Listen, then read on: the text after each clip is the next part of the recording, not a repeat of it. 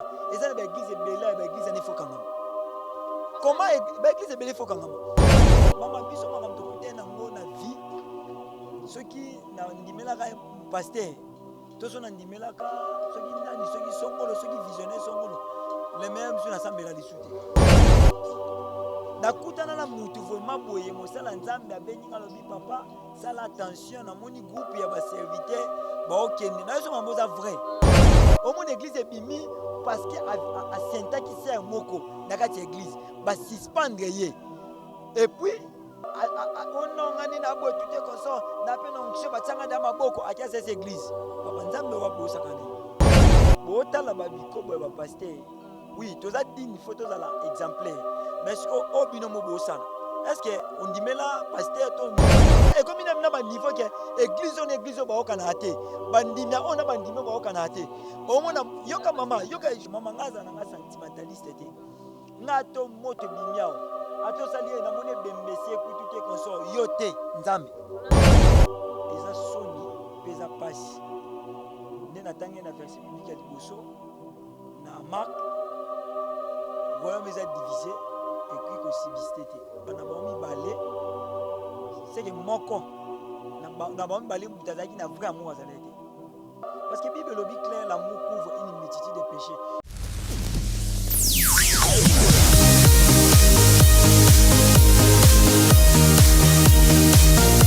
Bonjour, bonsoir chers fidèles internautes. Tout dépend de l'heure à laquelle vous aurez l'occasion de suivre cette très belle émission présentée par votre humble servante communément appelée Blessy Casemiro de la presse congolaise. Si je suis là, je ferme de gauche et à droite, personne d'autre passe. J'ai le réel plaisir de savoir que vous nous suivez partout dans le monde, vous en France, vous en États-Unis, vous en Hollande, vous en Brazzaville, vous en Kin. Partout dans le monde. C'est pourquoi on ne cesse pas de vous remercier. Merci pour la confiance et la fidélité que vous accordez à votre chaîne. Continuez de s'abonner massivement, continuez de liker, continuez de commenter vos suggestions. Et ça, la Kabiso, moi qui toque pour perfectionner Moussala Nabiso. Aujourd'hui, Nazanga mon côté de la plateau Nanga, comme d'habitude, je suis accompagné avec l'évangéliste Christian Goy. Avec lui, nous allons parler sur le sujet intitulé l'amour.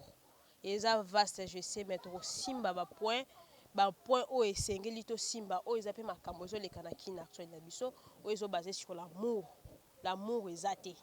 To kota na l'église, to kota na ba compagnie, na ba société, to kolobela vraiment amour bolingo. Oh nzambe akoma, oh nzamba loba, oh ba koma na Bible soki kinda wapi. Sans plus tarder, je dirais à Montréal, à Fongolanga. Là, il y a des gens invités nanga ya lelo évangéliste na Pesiombote. Bonjour, madame la journaliste. Bonne santé, papa. Oui, santé bien. Nous sommes là. En tout cas, santé bien. Vraiment, ça ne s'est pas mis à koyambo sur la plateau nanga isangoni. Sango vomé zate sauf que na sepeli na ndi boyambinga lisusu et puis na pesi sous merci na réalisateur ozo lembaraté à chaque fois ce qui problème ezali à zo ko intervenir donc c'est un peu ça. Madame na mingi olobate. Vraiment, évangéliste, aujourd'hui nous allons parler sur l'amour. L'amour, moana, mot à 5 lettres. Hein? Que veut dire l'amour? Bon,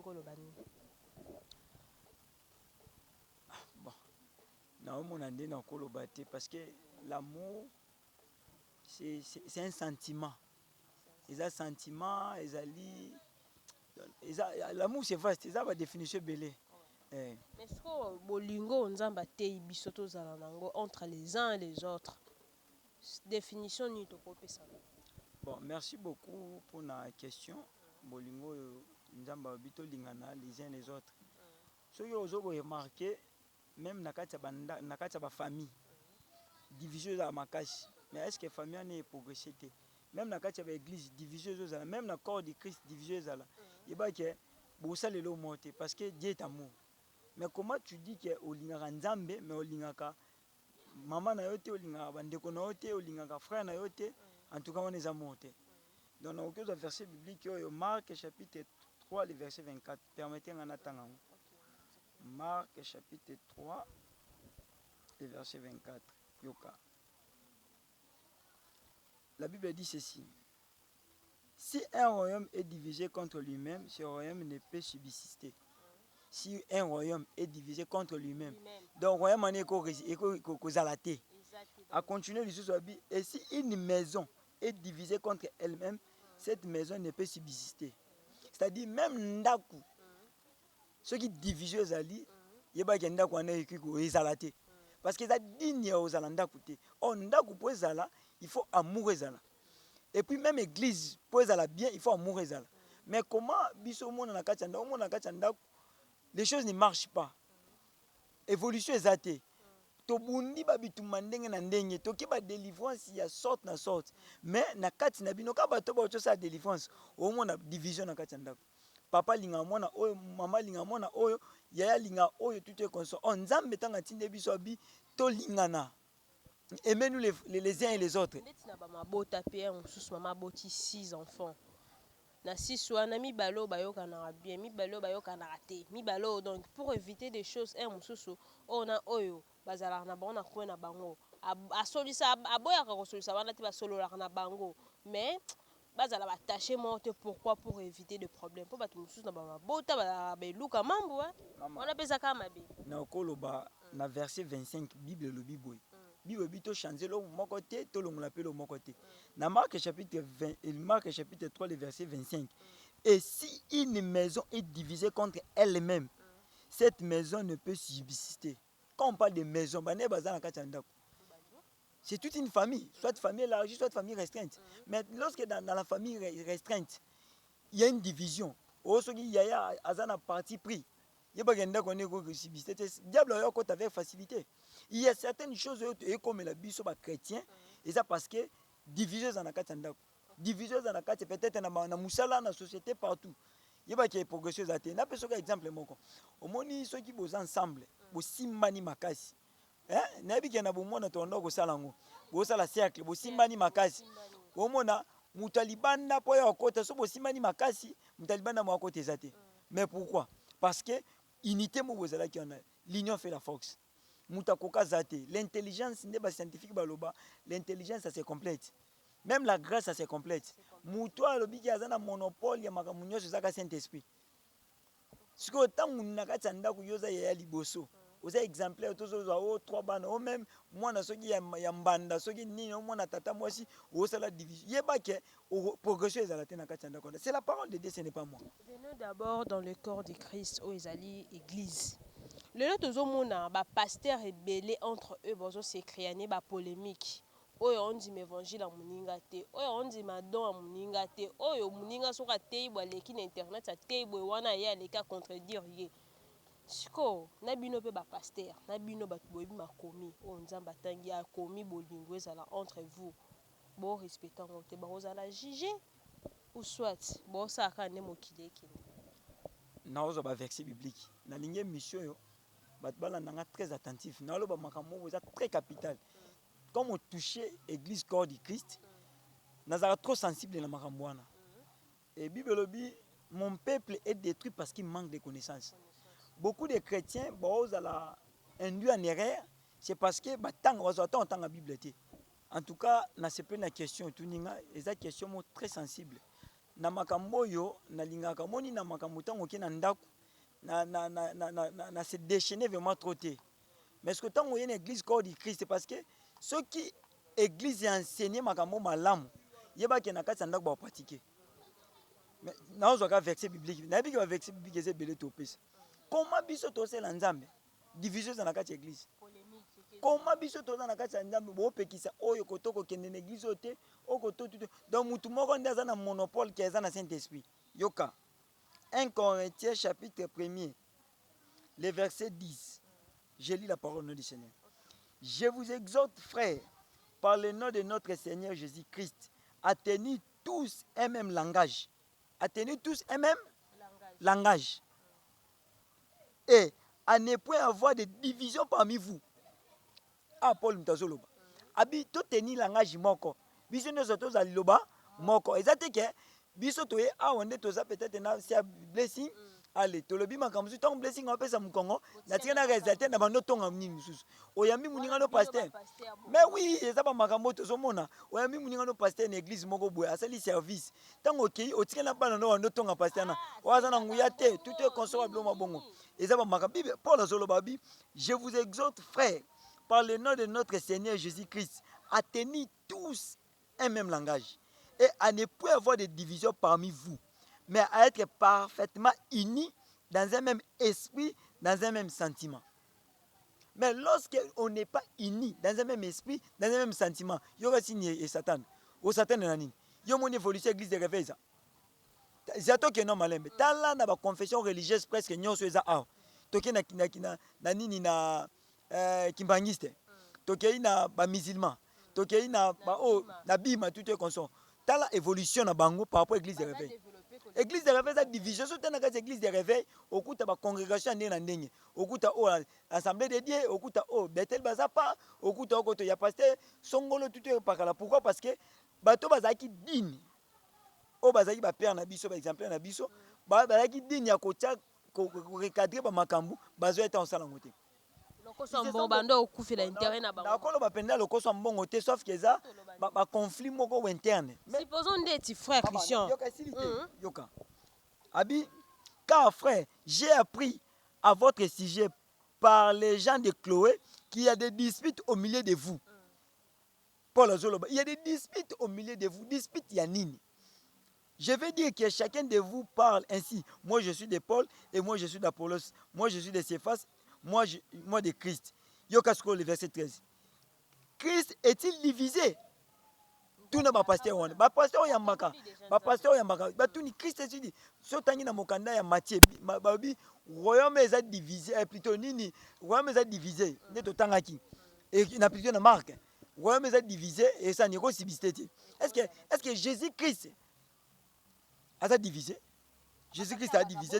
Babi Paul a-t-il été crucifié pour vous? Est-ce que Paul n'est pas crucifié pour vous? Est-ce que le pasteur oyo biso tokomande ba fane ba pasteur ngaza fana pasteur te? Na respectaka grâce onction ya mosala nzambe na ba ene. Mais on a la fane to ngaza fane te. Même si ta pasteur ça li bêtise et ko affecter ngane le côté. Et ko affecter ngane le côté parce que na lobi boye babi mon peuple est détruit parce qu'il manque de connaissances. Ata pasteur asali mabe ko recadrer te po za pasteur otike nga na mobunga. Toza na ba voix oyo Bible pesi biso. Soki pasteur asali mabe. Voix liboso bini. To bondela pona bango, prier pour tous les saints. Il faut to bondela pona bango azamutu. Azamutu mais oui azase. Nous sommes saints à écouter. Nous sommes des saints rachetés par le sang de Jésus. Soki oyebangote. Et maître yoka s'il vous plaît, question zenga. Yom te tuninga question, réponse ngam na pesa yo. Nous sommes des saints. Moutonyo sota yambi yesu lokola mokonzi pe mobiki si azui baptême ya Saint-Esprit azasien. Mais bangone ne to ozokata nga pourquoi na silisa oko question ozongisa. Maintenant eloko eposaka ni tozali ne ba parfaité. Quand on parle de parfaité, c'est muto azali azana mbebate. Oh muto aza parfait, c'est Jésus-Christ. Biso tozana imperfectibilité, toi na plutôt na perfectibilité. Lorsqu'on parle de la perfectibilité, et ça voit oyo toni ngotoko ma parfait. Yango moni yeso zoloba bi bible zoloba nous branchons de plusieurs manières. Et puis bible zo ke pli obi muto zoloba sana lisumu te azo misanza melokuta. Mais problème ezaka nini? Mabe biso to salaka masumu to salaka. Na munene na mukende ba koma obenga ngo. Le problème ezaka nini? Revenez toujours na makolo nzambe. C'est un peu ça. Pasteur aza muto aza makila ndeti yo. Évangéliste, pesa na différence entre muto aza parfait na muto aza saint. Parfait na saint. Muto azali saint. Muto ayambi Marc chapitre yoka Marc chapitre Marc chapitre 16 le verset 15 à 16. Yoka. Marc chapitre 16 le verset 15 à 16. Yoka Bible au Bible. Et puis il a dit, allez par tout le monde et prêchez la bonne nouvelle à toute la création. Celui qui croira et sera baptisé sera sauvé. Mais celui qui ne croira pas sera condamné. N'est qu'un saint. Muto za saint za muto yo bati lo banzam ayoki.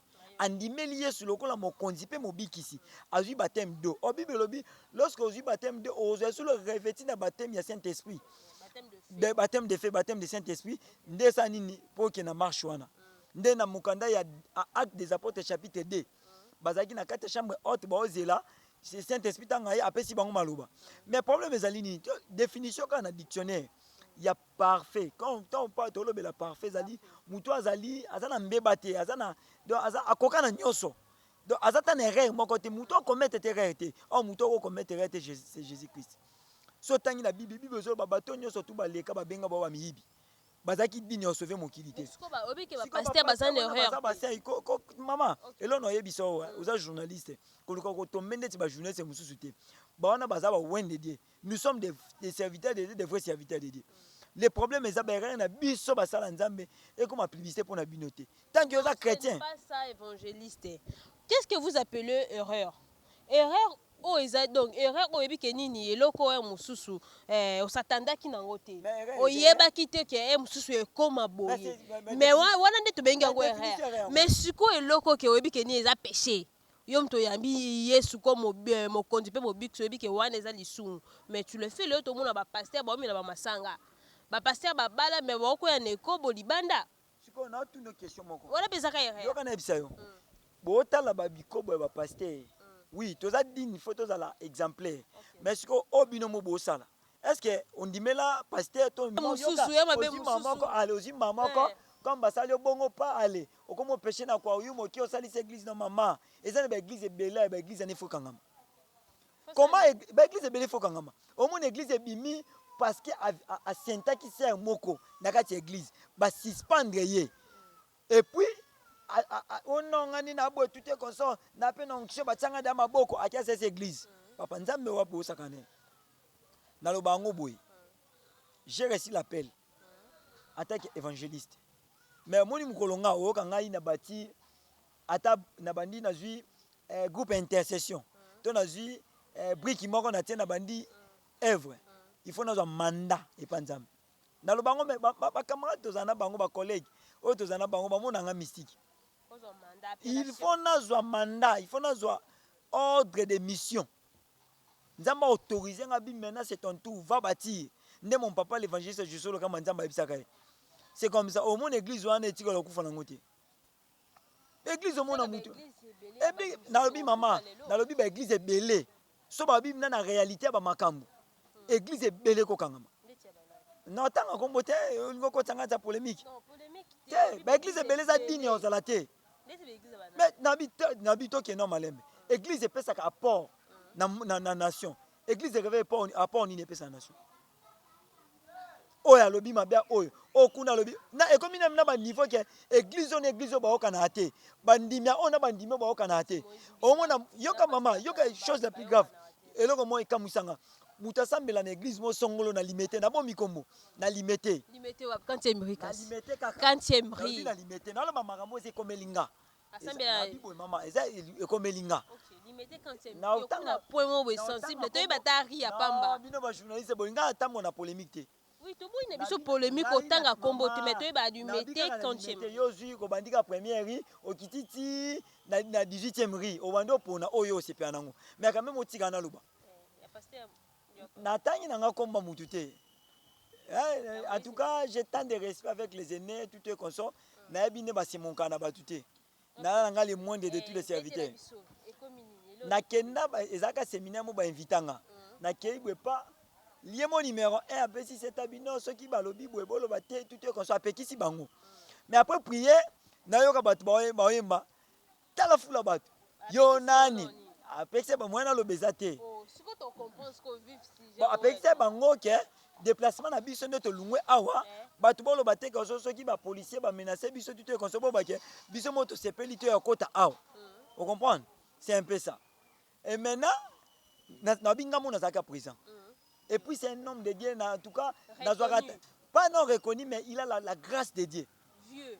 Nabi na pesi nini te qualité te tout Nabi Azaraka, il a la grâce de Dieu. C'est ton père. Mais c'est un père. C'est un père. Non, non, non, non, non, non, non, non, non, non, non, loin de là. Loin de là, loin de là. Na limite ma père, c'est belé. Nabi Obongo, église Nini, chapelle des vainqueurs. Les représentants n'ont pas père. Azapé. Nabi yete nga mwana tangilo ko mwezate ba père na limité ba zebelo ana et pas maman langi le fait maman langna mobali ne baza pe ba vieille mais natangi komba église te na komi boye tangu pria si na bato yo nani oboya yo nani siko navandi komba pasteur nga yo nani oboya nzambe te oboya Yesu te mais oboya na mona jango bon esalenga bien te bon na yo kende ezaki na servante moko total bon na habité so ezaki servante mais assemble la kuna total azai voisine na ngaba total ba mapango oyebi le kamusinga nakende na bisi anaza na église na bino en tout cas pasteur namna te akabia tout est consort na sepela na prédication mais là na sepela te tala boy tout est consort oh non biso tozalaka bongo mais bino nde boza bato bokomo yiba ba prédication na biso na kati ya église d'ailleurs kutu na ofunda yo pa mutu tel na chargé ya makamuna ya pasteur wana na ofunde pa mutu tel le jour na omono kuna ba okanga yo ngapi prédication boyiba oyo eza makomi na bible oyebi to na yo kiango nakende so église wana te oyokokuta esengo ntango moto azwi prédication ya kote yango nalobi boye naoloba vérité batelespectateur balandanga nakende so église wana te nazwa bainvitation nde na ndenge nakutana ngo na nzela nakende te mais nalandaka ye na niveau ya internet parce que na bénéficiaka mambo ebele nakokende te pourquoi parce que nakokende mpe bosera na mokomso monaka mpo epa baye baenleve babeti oyo tout comme ça on a eu prédication prédication ya pasteur na bino le saint esprit qui révèle ces choses banda Paul bateya makambo ndenge na ndenge olo prédication bino boya koyiba prédication na biso non tala biso chrétien tokoma na niveau moko ke to développer enseignement eza malamu tokoyisa mitambo mosusu te mama ngaza na nga sentimentaliste te nga to moto bimiao atosali ye namoni ebembesi ekutu te consort yo te nzambe voilà tokomi déjà kochite mais natika na mwa mituna mo po tochite prenons le cas de nos pasteurs baza bapasteurs musiciens je crois que vous comprenez bapasteurs musiciens aza pasteur aza na église aodirige église telle église x bayembaka mpe baconflit na bango ya musique bamemi yango ti baconflit na bango ya église bamemi yango ti na musique bakomi koboka na bagenton siko tout ça eza bato oyo bapere na bango batangisa bango malamu te oyo ezali bolingo ou soit bango moka nde balingi basala na bango ki polémique entre les artistes. Ephésiens chapitre 11 tokita maleme. C'est pourquoi moi aussi ai entendu parler de votre foi au Seigneur Jésus-Christ et de votre charité pour tous les saints. En toute humilité et douceur, avec patience, vous supportant les uns et les autres avec charité. Quand on parle de charité, c'est l'amour. Mais que professant la vérité dans la charité, nous croyons à tous égards à celui qui est le chef. Na changé na Philippiens, plutôt na Colossiens. Je l'en ai lu bien. Ok, na juillet. 1 Timothée chapitre, na bani le verset 1er to kita malem. Le verset 1er tout est constant. Le but du commandement, c'est une charité venant d'un cœur pur, d'une bonne conscience et d'une foi sincère. Et la grâce de notre Seigneur a surabondé avec la foi et la charité qui est en Jésus-Christ. Elle est... Ya moulaï makasi répondre à la question na ngai. Évangéliste. En tout cas, verset wana to lukaonta après. Siko ba pasteur wana ba pasteur musicien baza mal enseigné ou comment? Ou bango mo baningi basala bango ki polémique na ndenga 12 musique. Mais son na ndenga ki bonzambe. Na okolo baboui. D'abord, eza soni pesa pasi. Ne natange na verset biblique à liboso na Marc royaume eza divisé et puis ko subsisté. Peu importe ba divergence na bino. Peu importe ba ranking na bino. Boye bandeni ko gérer yango parce que ezo ko affecter ko ndima ya bato. Soki bozaki na ba makamna bino o peut-être boyoka na kité. Boza bato. Mais la Bible dit l'amour supporte. L'amour supporte. Et puis l'amour couvre une multitude de péchés. mais ntango oyebi ke seke bato mibale wana bazali na bolingo te na gauche na droite moto azali na bolingo aza te soki kaka moko mais oui bazali bahypocrite mpo soki kaka moko azalaki na bolingo moko kaka azali na bolingo moko kaka azali na bolingo ata na indice ya bolingo moko yebaka ke alinga boya baproblème angaki oluke mama mo mbango mais te komi mais siko le problème eza nini otangi bakomba bato nayebi te mambo problème na bango tu te konsonga natanga bakomba bato te en tout cas kokotanga na donc bato banda oloba ezali bango mibale bato oyo banda olobela tu te konso baconfese bango mibale bon mibale baza ba pasteur musicien c'est que entre eux bolingo ezalaki te yo nalobi boye na bango mibale baene oyo baene na la foi na bango mibale na bato oyo cité avec beaucoup de respect comme oza question tuninga comme baene nakoloba na bango mibale c'est que moko na bango mibale moto azalaki na vrai amour azalaki te parce que Bible lobi clair l'amour couvre une multitude de péchés soki moninga moko asalaki yo mabe na eloko moko osala kovanjango te na nini parce que etouché foi chrétienne na bato or la foi chrétienne est basée sur l'amour parce que oyo alobi oyo azongisi patati patata ça ne sert à rien du tout namona kumwena kotana na makambo wana eza te biso na yo moto olobi yango nga nalobi yango te mama nayebi so eloko moko l'amour demande aussi la prudence Bible elobi quand la prudence fait défaut le peuple tombe napesa exemple moko moi je suis chrétien vous aussi vous êtes chrétien maintenant nayokuta yo otielanga eloko na kati ya mai namoni yo nakangi yo opesi ba explication tout est consomme nakango na action maintenant nga na continue toujours kotambola nayo na obanga yo mais na oyina te je vais prier pour toi peut-être des esprits peut-être soit batindaki yo nalobi boye l'amour demande aussi la prudence sotangi na mokanda Ecclésiaste chapitre 7 verset 16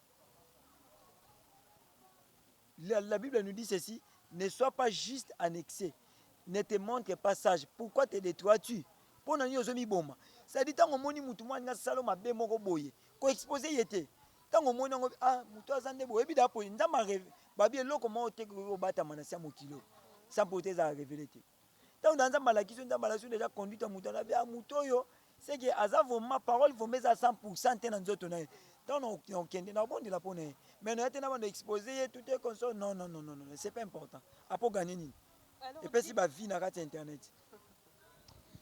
Dites-nous maintenant, qu'est-ce qui fait dans la église Mouninga a poste oyo yozo envie comme appel dans poste wana. Qu'est-ce qui fait tout ça? Parce que mutuna église a la poste nae. Ou a protocole, ou a s'occuper dans les bergers, mutuna so doit occuper une place. Mais ce que jalousie wana occuper place à Mouninga et où ta kawap na kati église. Pour kati église, faut bolingo régner. Et où ta kawap division wana? D'abord, on a diable a tellement malin. Diable a mini pour diviser. Parce que les chrétiens, ils ont toujours à chaque fois, et c'est la connaissance de la parole de Dieu, il faut toujours prier pour nous. Parce que si on a les places épanouissement, le diable a toujours à diviser. Place épanouissement, même quand l'église est. Même si on a même dans les médias, les journalistes, il y a un monde trop, même les musiciens, il y a profane, tout est consommable. Le diable est tellement malin. Il faut utiliser comme moutou moko. Mais ce que la Bible dit, malin, na moutou a causé un scandale. Scandale est quoi? Mais malin a moutou a provoqué scandale. Oui, malin a moutou a netinga na éviter. Maman biso makam to kute na ngo na vie. Ceux qui na ndimela ka pasteur. Tous on andimelaka ceux qui nani ceux qui songolo ceux qui visionnaient songolo les mêmes sur l'assemblée la lisute na kutana la mutu vraiment boye mosala nzambe abeninga lobi papa sala attention na moni groupe ya ba serviteur ba okende na so mamboza vrai et puis mutu ana zali a moni groupe ba batu ba ke pas passer ba suspendre yo zalaka prida tangena na komba batu wana et puis après une semaine na suspension. Pourquoi imagine? Mais dans l'église, na bon maman ça vrai. Et puis ceux qui un jour ils allaient na kobenga pasteur ceux qui ont une bonne mémoire akoya au témoigner. Complot par rapport à quoi? Nebi ne babundisa mutu te nga ceux qui leki na église mission évangélique Maranatha na mutu j'ai mes erreurs. Au leki au vérifier en tout cas na ndima grâce même ya mwana muke. Même na ba maman. Même na ba sala nzambe. Na consulta mutu nyo sote senga na consulta respect wana. Parce que d'abord on a une éducation au parents na ba pesinga et puis une éducation mon pasteur l'évangéliste Jésus le Cam on a appelé mot en passant on pesinga. J'ai tant de discipline à moi. Na bundisa mutu pona kanini. Siko yebisanga so na bundisi ye. Grâce aux pas na ba pesinga. Yo kasi so bundisi mutu ozu grâce nzamba longoli grâce wana apesinga na komi na de grâce. Non maman. Oh l'exando temps pour rien. Mutu na grâce ba bundisa trop té. Mais pour ba verset biblique ça valait il faut combien. Il faut combien. Faut combien. Voilà ton limite chité na biso mais quelqu'un a ba question oui ou non. On répondre juste par oui ou non. Oui ou non, na ça bino mais faut ba journaliste. Ba question avant mutu répondre oui ou non il faut réflexion. Pourquoi au tu n'as pas question moi. On réfléchir. Après mais il faut na ba question na parce que so tu n'as supposons. Oh dans mutation so kit tu n'as pas question mon piège. Non maman. On a monde actuel les bombes ba sous. Mutu ana qui sont dimane kana kisi. Et bon ba sous. Eza to vivre déjà na temps d'histoire. Mukolo ya to lobela temps d'histoire. Temps d'histoire, temps de la grâce Jésus. Temps d'histoire. To vivre na temps d'histoire. Évangéliste lelo moni pasteur mon bondimelaka tellement makaso baka moto azana baction nandimelaka nzambe ondimelaka nzambe mais ondimelaka nzambe à travers serviteur nandimelaka nzambe nandimela à travers mutu te nandimelaka nzambe oh mais oui ndeni oh mais nandimelaka c'est que vanda na église so na vanda na vanda na ndaku te na vanda na ndaku neni ni to ke na église poto za connaissance baba accès à connaissance pe pas sala nzambe kasi pe basala nzambe c'est que ondimela connaissance ni lobaki nandimela grâce ne nzambe te na ya ubongisi voilà mosala nzambe mo bondimelaka grâce na ye connaissance na ye tout oya ye ondimelaka tout oya ye te donc ozo tout oya se ke na ondima na makama mabe na makama malamu na oboya question na te tant oloba na ndimaka tout ya ye na ondima grâce o nzambe te kati na ye et non ndima tout ya ye voilà tout court ondimela grâce o atie kati na ye ateyaka bino fuela impudicité ateyaka bino mwasa moninga kosimba te ateyaka bino soko obandi nanu te kosala ekobo te koyiba te koescroke te kosala boye te mais soko oyo nyonso to ateyaka bino ye moko okangi ye en fragrance osala berere wana okocontinue toujours koyoka baenseignement na ye ou soit okocontinue toujours koprofite na grâce na ye nakoloba oui ou non moni makambo nalobi ya makambo oui ou non bandi la question mosali na nzambe oyo ondimelaka grâce na ye ondimelaka prédication na ye ondimelaka mateyo ateyaka bino maloba baparole de babengaka de connaissance wana kote koyiba eloko ya moninga te koescroke te mwasa moninga kosimba te mariage avant so mpe ekoba avant mariage kosala te nini boye kosala te oyo mabe oyo bapekisaka biso vraiment na église wana ateyaka bino mais sikoyo okangi eka na mabe oyo apekisaka bino okontinue toujours kondimela parole na ye ou te na continue toujours kondimela parole ya nzambe non parole na ye na continue toujours kondimela parole ya nzambe continue toujours kondimela sagesse na obondela mpo na ye c'est que oui na kocontinue na kocontinue parole ya nzambe c'est que oui na on continue toujours kondimela grâce na ye malgré oyo asali ya mabe wana oui na continue kondimela grâce na ye mais na obondela mpo na ye parce que la grâce aussi esengaka obondela mpo na mutu aza mutu est-ce que okoki kondimaki oza contre bato bozopesa ye mosusu oza pour bato bazopesa bato bapaster mitu makasi basalaka mabe so naza pour bato bapesa basala nzambe na biboye problème ezali ya kodemere na péché te problème ezali kopéché kodemander pardon puis koavancer ya nalobi boye problème ezali David komela masanga eza mabe tika menga na moni ozomela masanga nasengeli omama na nzambe oyebi makambo te ya biso David rempli d'onction rempli de Saint-Esprit bawendre ye David amoni mwasi ya soda na ye azosokola atindi bazwa mwasi ya soda na ye mpe akushe na ye Et puis moi ça na komi na zemi David a sali lettre. David na onction o sur la nzambe. A sali lettre bake bapesa commandement batia soda na liboso pa kufa po flèche ya wa bangune zwaye. Et puis salami bongo baye ko informer David de par prophète Nathan. Baby c'est tala tout est consort David a lobi abi mutwana il faut pas bomaye mutwana za dignité prophète abi merci ezayo David abi Psaume chapitre 51 abi Seigneur aie pitié de moi. Seigneur ta grande bonté. Efface mes transgressions. Je reconnais mes transgressions.